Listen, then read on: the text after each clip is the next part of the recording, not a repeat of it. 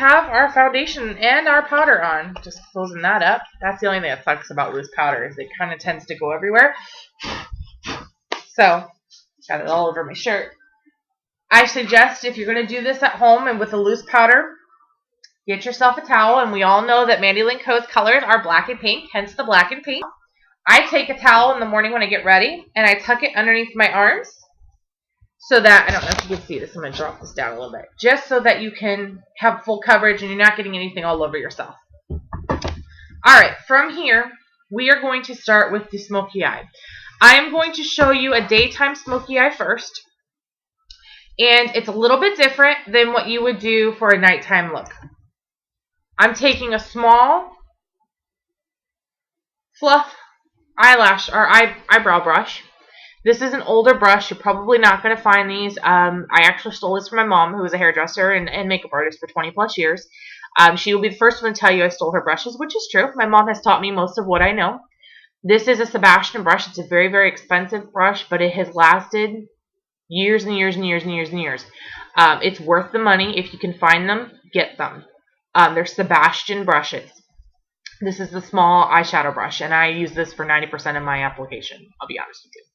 So, to start the basic daytime smoky eye, I love this color right here, and it's called Pearl by Joe Blasco. It is a white color, and it's a white shimmer color. A lot of times people think smoky eye, you put black on the lid, and on the nighttime we'll do that. But for a daytime smoky eye, you want to take it a little more conservative because, again, you're in an office or in a retail environment where necessarily it's not always appropriate to have big dramatic makeup. So what you're going to do is you're going to take your brush and you're going to completely coat it all the way around. Tap it off. It's kind of like tapping a cigarette, and I hate to say that because I am a non-smoker and I don't advocate smoking. But you just tap it off like you're tapping a cigarette ash into an ashtray on top of the eyeshadow. So you got all the excess coverage off. And then what you're going to do is, I'm going to try to get as close as I can. You're going to cover the entire bottom lash.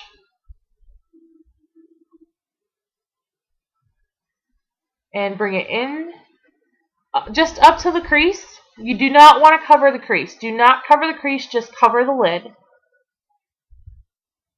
And blend in, make sure it's even. You want to even it out completely and get 2 or 3 coats on there. Just make sure it's completely covered and you don't see natural color underneath it. And by natural color, I mean the natural pigment of the foundation you put on. You want to completely cover it to where it's white. I don't know if you can see the difference. This one is completely white versus this one has natural pigment. Okay?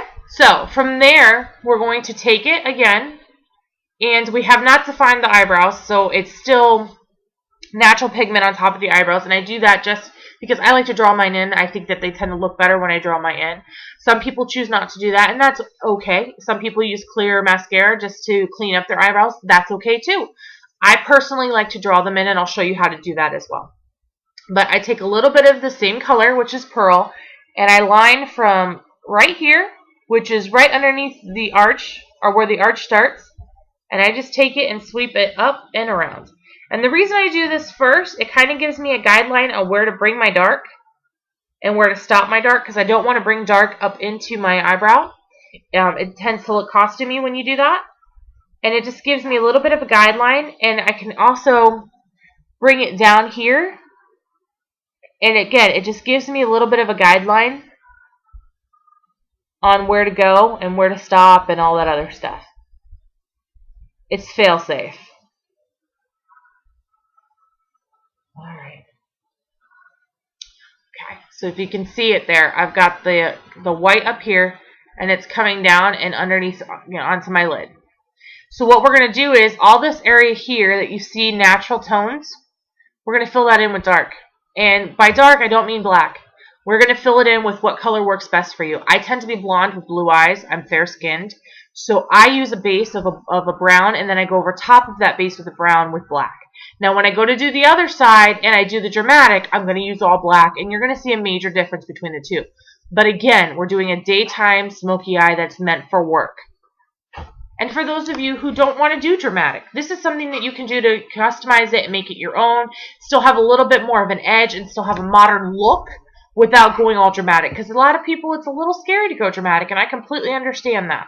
So, with the same brush, we're going to go and do some browns. But, let me see if I can find it. And I probably should have pulled it out before I started the video, but it's right here, so that's A-okay.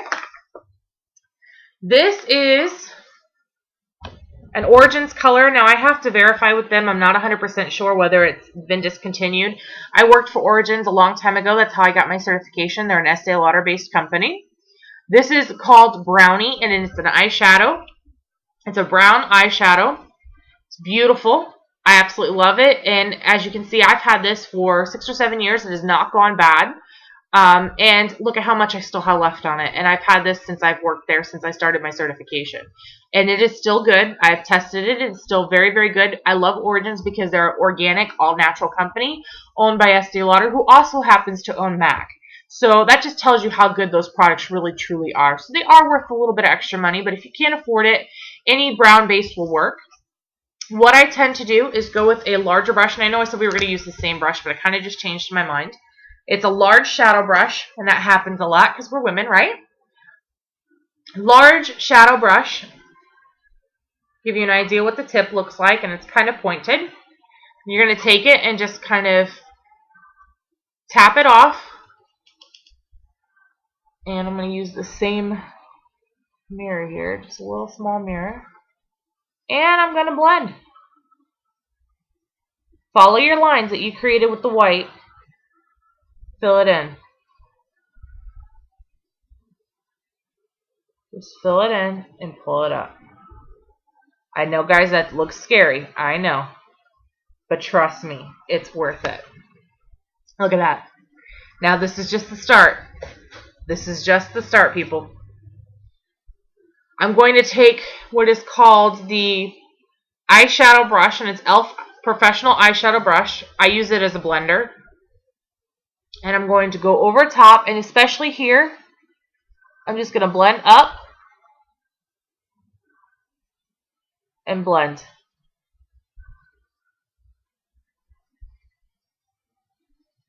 Just blend and blend until you're comfortable. Now, you could have used less or a lighter brown shade. Again, it's completely what you're comfortable with. I happen to like this. I like a little more drama than a lot of people. But for some of you, this is a little dark, and I understand that. You can go with the lighter brown shade and just work your way up.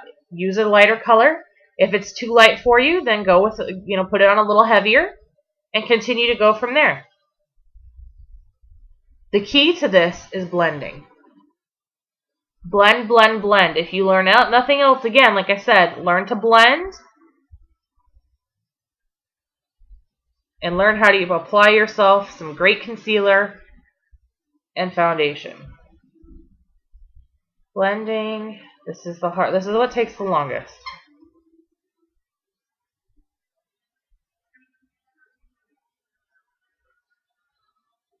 Okay, so that has been blended in. I can blend it up a little more right there. Okay, that is my brown. That is the brownie on my eye. Okay, it's a little dramatic, I know, but once you see the finished product, it will not be, trust me. I'm going to go another step further, and I'm going to add a little black in my crease. This is Joe Blasco. It's called Exotic Black. You can pick it up again at Connie's Hair and Nail Design. I got this for $15. I got this one, and I got Pearl for $15 at Connie's Hair and Nail Design. Again, go there, see Marianne or Virgie, and have your hair done because they're awesome and they charge great prices. Don't judge my hair today because I was supposed to go have a hair appointment, but I chose to show you guys how to do some makeup instead. Okay. I've got a little black on my little eyeshadow brush again. And I'm going to take it and just do my crease.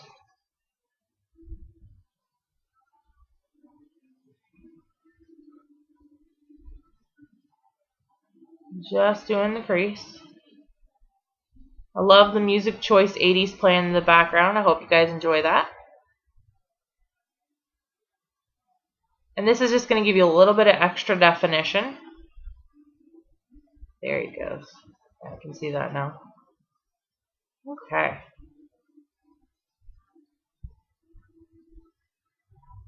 Now, I don't blend. The reason I don't blend this is because you lose that definition in the color.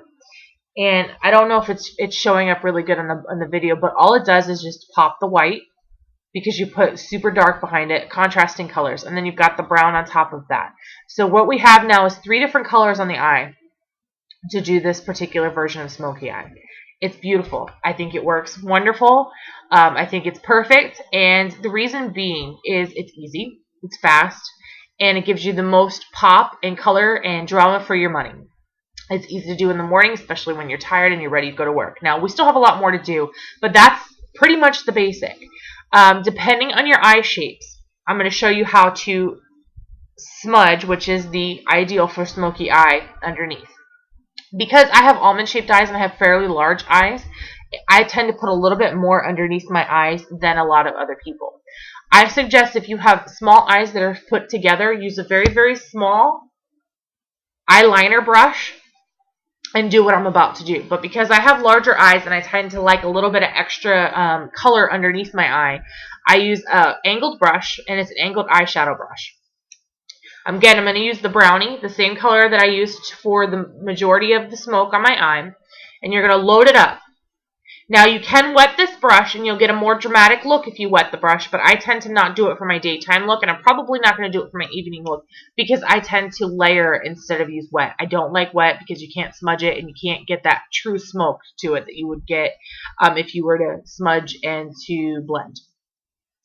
So what I'm going to do, I don't know if you can see this, I'm going to start right here in the inner corner, and I'm just going to line the bottom of my lash line and just follow it all the way around. I'm going to turn my angle brush as you just saw, and I'm going to pull it up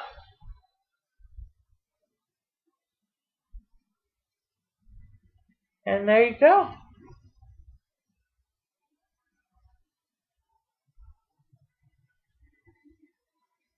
There it is. Okay. Now, with my large eyeshadow brush, I never sit here and talk about what the brushes are, so it's hard for me. With this shadow brush, you're going to take it and smudge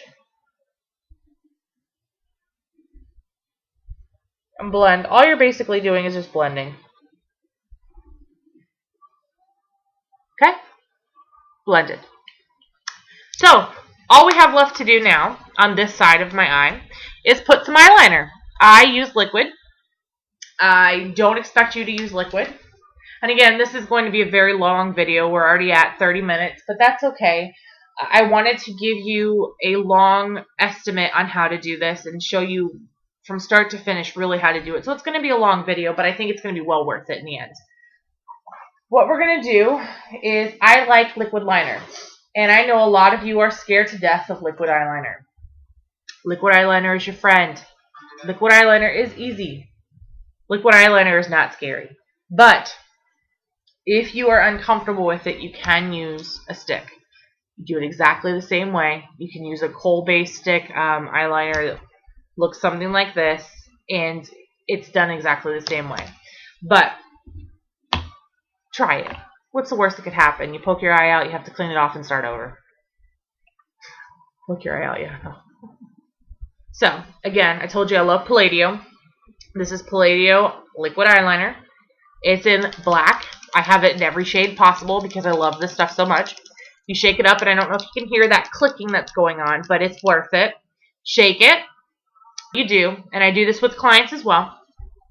You take it, close your eye, and pull it sharp. And what that does is it gives you a smooth surface to apply your eyeliner. I start at the middle and work my way out.